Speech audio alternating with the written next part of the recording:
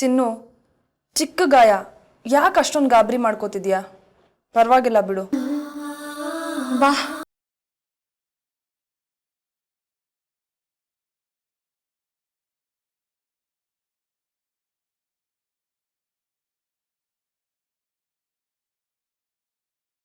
ಅಕ್ಕ, ಇನ್ಮ್ಯಾಗ ಯಾವತ್ತೂ ನಾನು ನಿನಗೆ ಅಡುಗೆ ಮನೆಗೆ ಬಾ ಅಂತ ಕರೆಯೋಕ್ಕಿಲ್ಲ. ಬಂದ್ರೂ ಎಲ್ಲ ಕೆಲಸ ನಾನೇ ಮಾಡ್ತೀನಿ, ನಿನ್ನ ಕೈಲಿ ಏನೂ ಮಾಡಿಸಲ್ಲ. ಮತ್ತೆ ನಾನು ಅಡುಗೆ ಕಲಿಯೋದು ಯಾವಾಗ? ನನ್ನ ರಾಜ್ಕುಮಾರನ ಮನೆಗೆ ಹೋದ್ಮೇಲೆ ಅಡುಗೆ ಮಾಡು ಅಂದರೆ ಏನು ಮಾಡೋದು? ನೀನು ಏನೂ ಮಾಡಬೇಡ ತಾಯಿ. ಅಂಥ ಕಾಲ ಬಂದರೆ ನಾನೇ ನಿಮ್ಮ ಮನೆಗೆ ಬಂದು ನಿನಗೆ ನಿನ್ನ ರಾಜ್ಕುಮಾರ್ಗೆ ಅಡುಗೆ ಮಾಡಿ ಬಡಿಸ್ತೀನಿ, ಓಕೆನಾ? Okay okay.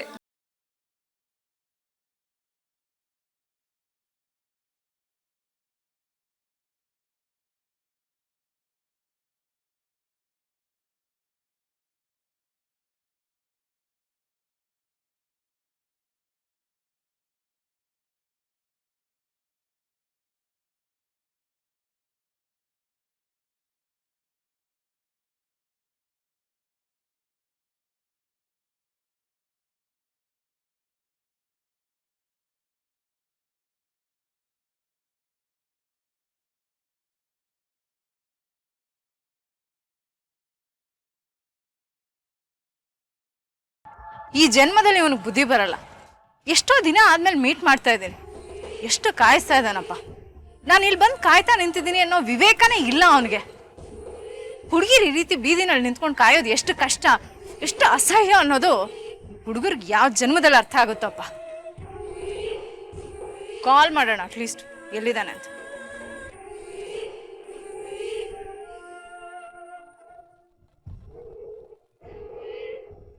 Hi Kumuda darling. ಎಲ್ಲಿದ್ಯಾ ನೀನು? ಇನ್ನು ಎಷ್ಟೊತ್ತು? ನಾನು ಆಗ್ಲೇ ಇಲ್ಲಿ ಬಂದು 1 hour ಆಯ್ತು. ಇನ್ನೇನು ಒಂದು 5 ನಿಮಿಷ ಬಂದ್ಬಿಡ್ತೀನಿ ಅಂತ ಆಗ್ಲಿಂದ ಹೇಳ್ತಿದ್ಯಾ. ನನ್ನ ಪ್ರಕಾರ 5 ನಿಮಿಷ ಅಂದ್ರೆ 5 ನಿಮಿಷ, ನಿನ್ ಪ್ರಕಾರ 5 ನಿಮಿಷ ಅಂದ್ರೆ ಎಷ್ಟು ಗಂಟೆ ಅಂತ ಹೇಳ್ಬಿಡು. ಇನ್ನೊಂದು 2 ನಿಮಿಷದಲ್ಲಿ ಅಲ್ಲಿ ಇರ್ತೀನಿ ಡಾರ್ಲಿಂಗ್.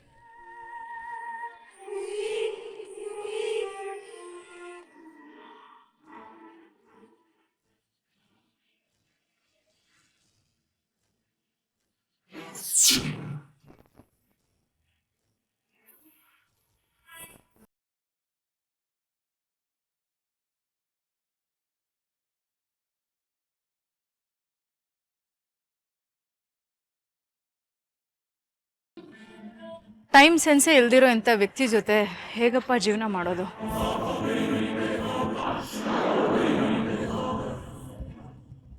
ನಾನೇನಾದರೂ ರಾಂಗ್ ಪರ್ಸನ್ನ ನನ್ನ ಬಾಳ ಸಂಗಾತಿಯಾಗಿ ಆಯ್ಕೆ ಮಾಡ್ಕೊಂಡ?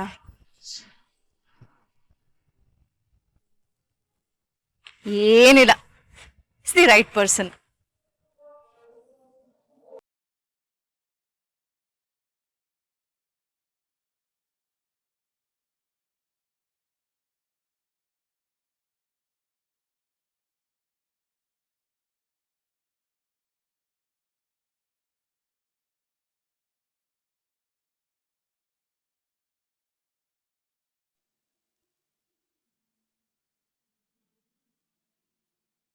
ತುಂಬಾ ಲೇಟ್ ಆಗೋಯ್ತು. I am sorry. ಸಾರಿ ಅನ್ನಲ್ಲ ಕುಮುದಾ, ನೀನು ಎಷ್ಟು ಸುಂದರವಾಗಿ ಕಾಣ್ತಿದೀಯ ಗೊತ್ತಾ? ನೀನು ನೋಡಿದ್ರೆ ನನಗೇನು ಅನಿಸ್ತಾ ಇದೆ ಗೊತ್ತಾ? ಈಗಲೇ ಈ ಕ್ಷಣನೇ ಇನ್ನೊಂದ್ಸಲ ಮದುವೆ ಆಗೋಣ ಅಂತ ಅನಿಸ್ತಾ ಇದೆ.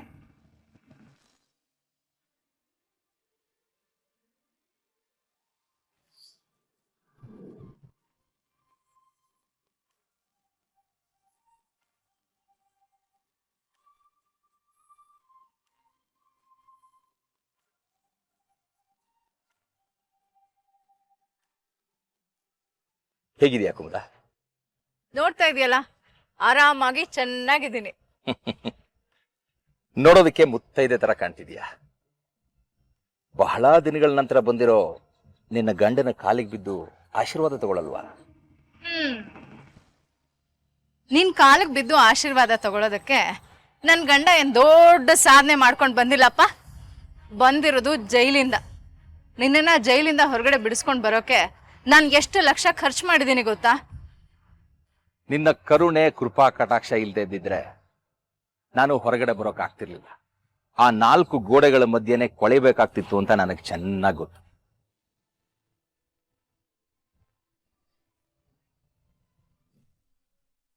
ಮನೋಜ್, ಈ ಲೋಕದೃಷ್ಟಿನಲ್ಲಿ ನಾನು ಇನ್ನೂ ಮದುವೆ ಆಗ್ದಿರೋ ಹುಡುಗಿ. ಅದನ್ನ ಮರಿಬೇಡ, ಜ್ಞಾಪಕ ಇಟ್ಕೋ. ಎಷ್ಟು ದಿನ, ಇನ್ನು ಎಷ್ಟು ದಿನ? ಈ ಕಣ್ಣ ಮುಚ್ಚಲೆ ಆಟ ನನಗೆ ಸಾಕಾಗಿ ಹೋಗಿದೆ ಕುಂದ. ನಾವಿಬ್ರು ಒಟ್ಟಿಗೆ ಇರೋದು ಯಾವಾಗ? ಸಂಸಾರ ಮಾಡೋದು ಯಾವಾಗ? ಅದನ್ನ ನಾನ್ ತೀರ್ಮಾನ ಮಾಡ್ತೀನಿ. ನಾವಿನ್ನೂ ಸ್ವಲ್ಪ ದಿನ ದೂರ ಇರಲೇಬೇಕಾದ ಅನಿವಾರ್ಯತೆ ಇದೆ ಮನೋಜ್. ನಾನು ನಿನ್ನನ್ ಬಿಟ್ಟು ದೂರ ಇರೋದು ನನಗೂ ಕಷ್ಟ ಅಂತ ನಿನಗೆ ಗೊತ್ತಲ್ವಾ ಮನೋಜ್? ಈ ಲೋಕದ ಕಣ್ಗೆ ನಾನು ನಿನ್ನಿಂದ ದೂರ ಇದ್ದೀನಿ, ಆದ್ರೆ ನನ್ನ ಅಂತರಂಗದ ಕಣ್ಣು ಸದಾ ನಿನ್ನನ್ನೇ ನೋಡ್ತಿರುತ್ತೆ ಮನೋಜ್. ನಾನು ನಿನ್ನ ಹತ್ರನೇ ಇದ್ದೀನಿ.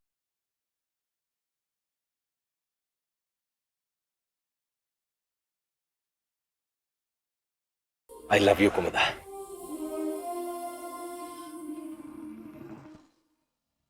ಮನೋಜ್, ನಾವಿಬ್ರು ಜಾಸ್ತಿ ಹೊತ್ತು ಹೊರಗಿದ್ರೆ ನಮ್ಮಿಬ್ರಿಗೂ ತೊಂದರೆ. ಬಾ, ಯಾವ್ದಾದ್ರೂ ಹೋಟೆಲ್ಗೆ ಹೋಗೋಣ. ನನ್ನ ಮನ್ಸಿನ ಮಾತುಗಳನ್ನ ನಿನ್ನ ಹತ್ರ ಹಂಚ್ಕೋಬೇಕು.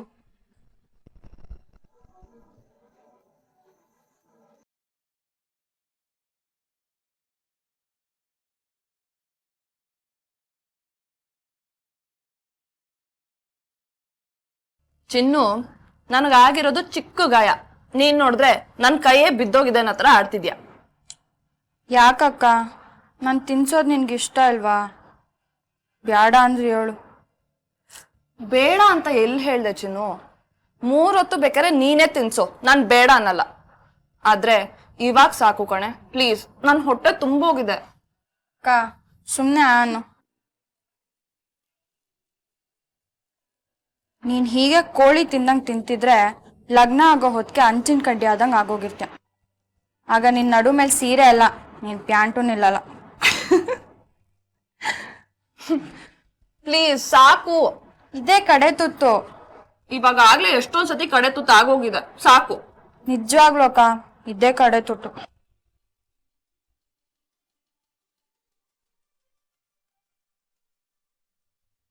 ಚಿನ್ನು, ನೀನೇನಾದ್ರೂ ಹುಡುಗಾಗ್ ಹುಟ್ಟಿದಿದ್ರೆ ನಾನು ರಾಜ್ಕುಮಾರನ್ನ ಮೂಲೆಯಲ್ಲಿ ಬಿಸಾಕ್ಬಿಟ್ಟು ನಿನ್ನನ್ನೇ ಮದ್ವೆ ಆಗ್ತಿದ್ದೆ.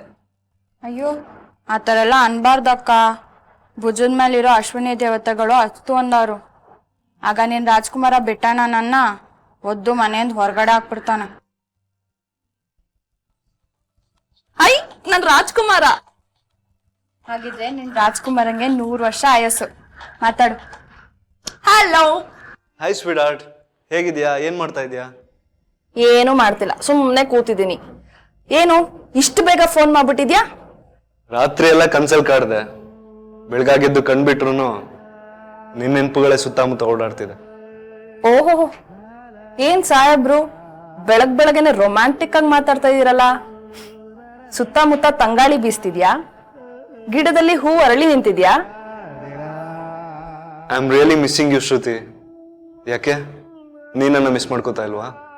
ನಾನಾ ನಿನ್ನನ್ನ ಮಿಸ್ ಮಾಡ್ಕೊಳದ? ಚಾನ್ಸೇ ಇಲ್ಲ. ನನ್ ಚಿನ್ನು ನಂಗೆ ಊಟ ಮಾಡಿಸ್ತಾಳೆ, ನಾನು ಅವಳ ಜೊತೆ ಆರಾಮಾಗಿ ಆಟಾಡ್ಕೊಂಡಿದ್ದೀನಿ. ಅಕ್ಕ ಪ್ಲೀಸ್, ಅವ್ರನ್ನ ಯಾಕೆ ರೇಗಿಸ್ತಿದ್ಯಾ? ಏನಮ್ಮ ಅದು 3 ಹೊತ್ತು ಯಾವಾಗಲೂ ಚಿನ್ನು ಚಿನ್ನು ಚಿನ್ನು ಅಂತ ಇರ್ತೀಯ? ನೀನ್ ಮದ್ವೆ ಆಗ್ತಿರೋದು ನನ್ನನ್ನು ಅಥವಾ ಅವಳನ್ನು? ಇತ್ತೀಚೆಗೆ ನನ್ಗದೇ ಕನ್ಫ್ಯೂಷನ್. ಈಗ ತಾನೇ ಚಿನ್ನುಗ್ ಹೇಳ್ತಿದ್ದೆ, ನೀನೇನಾದ್ರೂ ಹುಡುಗಾಗ್ ಹುಟ್ಟಿದಿದ್ರೆ ನನ್ ರಾಜ್ಕುಮಾರನ್ನ ಬಿಟ್ಬಿಟ್ಟು ನಿನ್ನನ್ನೇ ಮದ್ವೆ ಆಗ್ತೀನಿ ಅಂತ. ಅಂದ್ರೆ ನಾನ್ ನಿನ್ಗೇನು ಅಲ್ಲ ಅಂತನಾ? ಸಿಟ್ಟು ಮಾಡ್ಕೋಬೇಡ ನನ್ ಸರ್ದಾರ, ನನ್ ಸುಂದರ ಸುಕುಮಾರ. ಈಗ ನಿನ್ ಹೆಂಡತಿ ಆಗೋಳು ಏನ್ ಮಾಡ್ಬೇಕು ಅಂತ ಹೇಳು. ಏನು ಮಾಡ್ಬೇಡಮ್ಮ, ಸಂಜೆ 6 ಗಂಟೆಗೆ ನಿಮ್ಮ ಮನೆ ಹತ್ರ ಬಂದು ನಿನ್ನ ಪಿಕ್ ಮಾಡ್ತೀನಿ. ರೆಡಿ ಆಗಿರೋ, ಓಕೆ? ಲೇಟ್ ಮಾಡಬಾರ್ದು. ರೆಡಿ ಆಗಿರ್ತೀನಿ. ಅದಕ್ಕೂ ಮೊದ್ಲು ಎಲ್ಲಿಗೆ ಯಾಕೆ ಅಂತ ಹೇಳು. ಸಿಕ್ತಾಗ ಹೇಳ್ತೀನಿ, ಓಕೆ? ಹಬ್ಬಾ, ಇಷ್ಟು ದಿನ ಸಿಗಾಕೊಂಡಿದ್ದ ರಗಳೆಯಿಂದ ನಾನು ಪ್ರೀತಿಸಿದ ಹುಡುಗಿ ಜೊತೆ ನೆಮ್ಮದಿಯಾಗಿ ಮಾತು ಆಡೋಕ್ಕಾಗಿರ್ಲಿಲ್ಲ, ಸಿಗಾಕೂ ಆಗಿರ್ಲಿಲ್ಲ. ಇವತ್ತು ನೆಮ್ಮದಿಯಾಗಿ ಮಾತಾಡ್ಬೋದು ನೋಡು.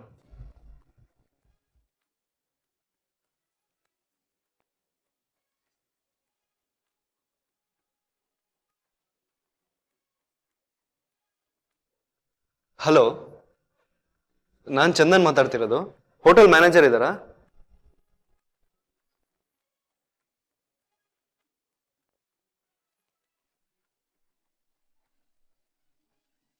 ಅಕ್ಕ, ನಿಂಗೆ ಎಷ್ಟು ಹೇಳಿದ್ರು ನಿಂಗೆ ಅರ್ಥನೇ ಆಗಕ್ಕಿಲ್ಲ, ಬುದ್ಧಿನೇ ಬರಲ್ಲ. ಯಾವಾಗಲೂ ಅವ್ರನ್ನ ರೇಗಿಸ್ತಾ ಇರ್ತೀಯ. ಅವ್ರು ರೇಗಿದ್ರೆ ಸಣ್ಣ ಮಗು ಥರ ಹಠ ಮಾಡ್ಕೊಂಡು ಅಳ್ತಾ ಕೂತಿರ್ತೀಯ. ಹೆದರ್ಕೋಬೇಡ ಚಿನ್ನು, ಅವತ್ತಾದಂಗೆ ಇವತ್ತಾಗಲ್ಲ. ನನ್ ರಾಜ್ಕುಮಾರ ಸಾಯಂಕಾಲ ಬಂದು ನಂಗೆ ಆಚೆ ಕರ್ಕೊಂಡು ಹೋಗ್ತಾನಂತೆ. I am so happy.